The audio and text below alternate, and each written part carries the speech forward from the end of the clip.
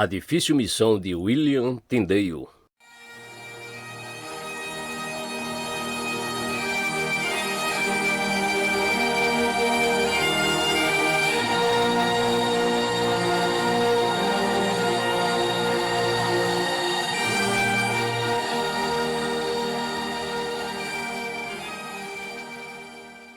Prefácio.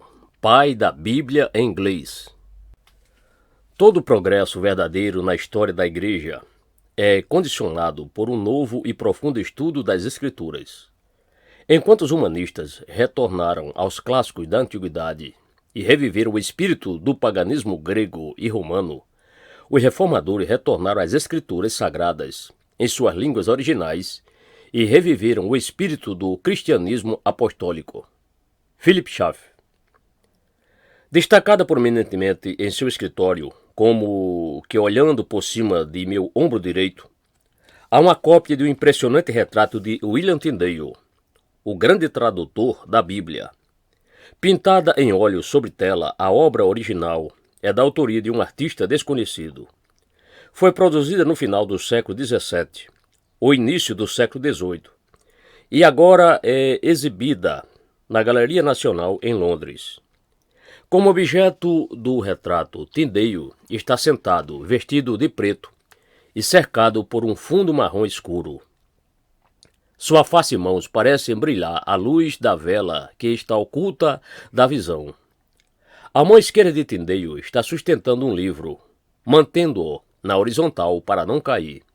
Este livro é a Bíblia, a coleção dos escritos divinamente inspirados aos quais Tyndale dedicou sua vida, a fim de traduzir do hebraico e do grego para o inglês.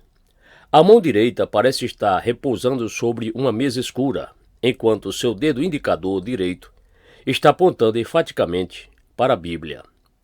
Tyndale está dirigindo a atenção do observador para longe de si mesmo e, em vez disso, atraindo cada olhar para este livro sagrado, no qual ele acreditava resolutamente e ao qual dedicou toda a vida. Abaixo da Bíblia, o artista pintou uma faixa desdobrada, aparentemente suspensa no ar, para significar que Tyndale era um erudito de Oxford e de Cambridge. O escrito da faixa está em latim. Hac utilus tuas dispergam, Roma tenebras exponte extorris, ero exponte sacrificium. Isso significa: para dispersar as trevas romanas por meio desta luz, considerai insignificante a perda de bens e da vida. Esta mensagem enfática representa a missão de vida de Tyndale. Por traduzir a Bíblia para o inglês, este brilhante linguista acendeu a chama que baniria as trevas espirituais na Inglaterra. A tradução das Escrituras realizada por Tyndale revelou a luz divina da verdade bíblica que resplandeceria no mundo de fala inglesa, anunciando o raiar de um novo dia. No fundo deste retrato, por trás de Tyndale, estão as palavras Gulielmus Tyndalus Martyr. Esta é a tradução latina do primeiro e do último nome deste erudito, acompanhados da palavra mártir, que identifica o alto preço que ele pagou para colocar as escrituras na língua de seus compatriotas. Esta figura heróica morreu como mártir em 1536, estrangulado por uma corrente de ferro, após o que o seu corpo foi queimado e explodido por pólvora, que fora colocada ao redor do corpo incinerado. Na base do retrato há um painel que dá a explicação do martírio de Tyndale. As palavras estão em latim e podem ser traduzidas assim. Este quadro representa, tanto quanto possível, William Tyndale, ex-aluno deste edifício universitário, Magdalen, e seu ornamento, que depois de estabelecer aqui os começos felizes de uma teologia pura, dedicou em Antuérpia suas energias a traduzir para o vernáculo o Novo Testamento e o Pentateuco, um labor que contribuiu tão grandemente para a salvação de seus compatriotas que ele foi chamado o Apóstolo da Inglaterra. Ele ganhou sua coroa de mártir em Vilvoorde, perto de Brossow, em 1536. Um homem, se pudermos acreditar, até em seu adversário, o procurador-geral do imperador, erudito, piedoso e bom. A ironia deste retrato é que Tyndale nunca se sentou para tal pintura. Para proteger seu anonimato, ele não podia ter sua aparência facial reproduzida numa tela. A obra que ele realizava era valiosa demais para lhe permitir ser reconhecido. Somente depois de sua morte horrível, Tyndale poderia ser conhecido. Este retrato de Tyndale está pendurado em meu escritório como um lembrete visual constante do tesouro incalculável que está sobre a minha mesa, a Bíblia em inglês. Ressalta o fato de que, à medida que eu prego as suas verdades, luz espiritual está sendo refletida nas trevas deste mundo tenebroso. Além disso, este retrato de Tyndale dá para mim testemunho do grande apreço exigido para expor as verdades da Escritura nesta época entenebrecida pelo pecado. Quando Tyndale entrou no cenário mundial, a Inglaterra estava encoberta por uma densa noite de trevas espirituais. A igreja na Inglaterra permanecia enclausurada na escuridão da ignorância espiritual. O conhecimento da Escritura havia sido extinto na terra. Embora houvesse alguns 20.000 sacerdotes piedosos na Inglaterra, dizia-se que eles não podiam nem mesmo traduzir para o inglês uma simples frase do Pater Noster, a oração do Pai Nosso. O clero está fechado no meio do nevoeiro de superstição religiosa, que não tinha nenhum conhecimento da verdade. As únicas escrituras em inglês eram algumas poucas cópias feitas à mão de Bíblia de Wycliffe, traduzidas da Vulgata Latina no fim do século XIV. Os Lollardos, um pequeno grupo de pregadores corajosos e seguidores de Wycliffe, distribuíam ilegalmente estes livros banidos. A mera posse da tradução de Wycliffe levou muitos a sofrer. Alguns até enfrentaram a morte. Em 1401, o parlamento aprovou uma lei conhecida como o De Aeretico Comburendo, que, como o título indica, legalizava a queima de hereges na estaca. Por causa da ameaça dos Lollardos, traduzir a Bíblia para o inglês era considerado um crime capital.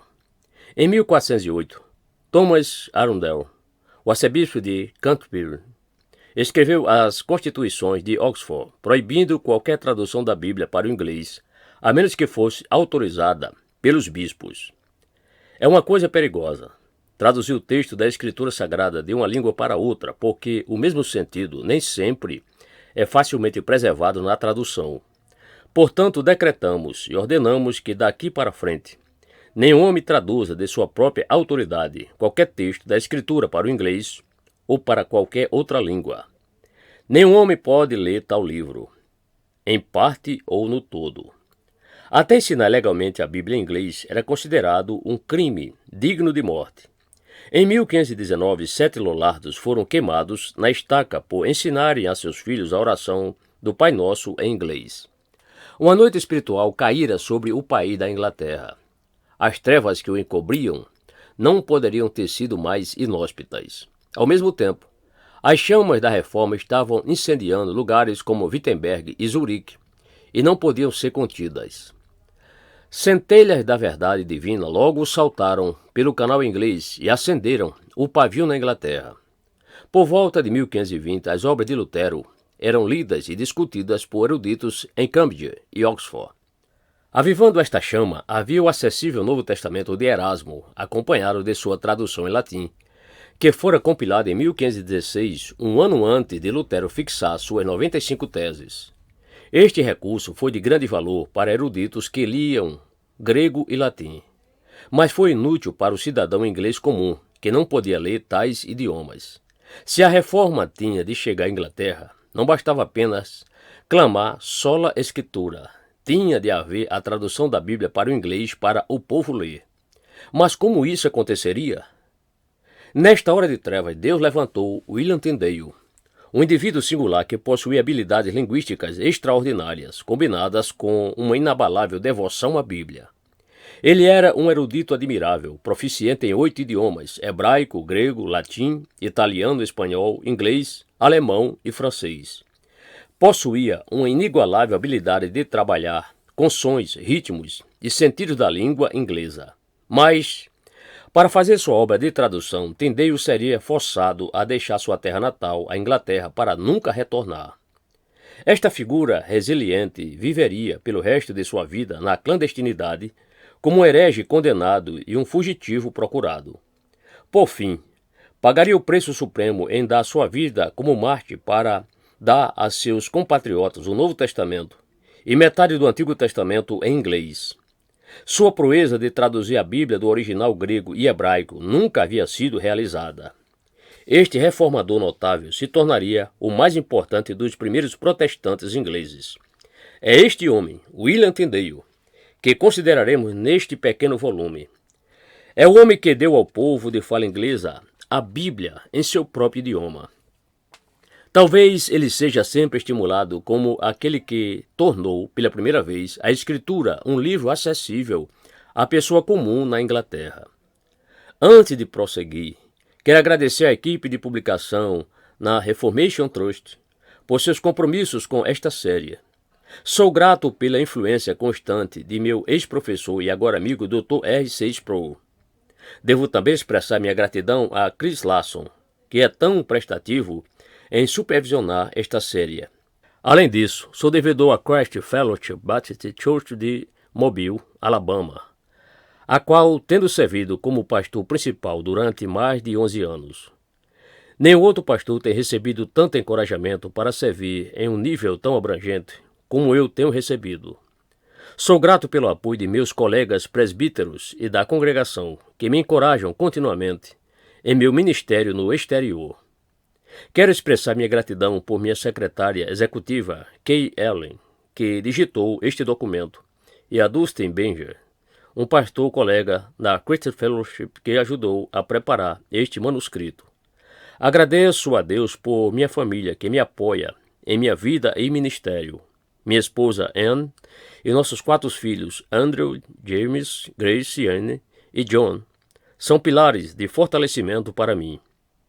Steven J. Lawson, Dallas, julho de 2014.